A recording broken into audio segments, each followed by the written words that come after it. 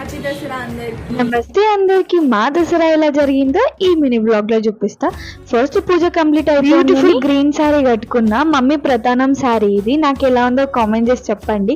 కొన్ని videos photos కూడా తీసుకున్నాము. అప్పటికి మమ్మీ ఇక్కడ చికెన్ బిర్యానీ రెడీ చేసింది.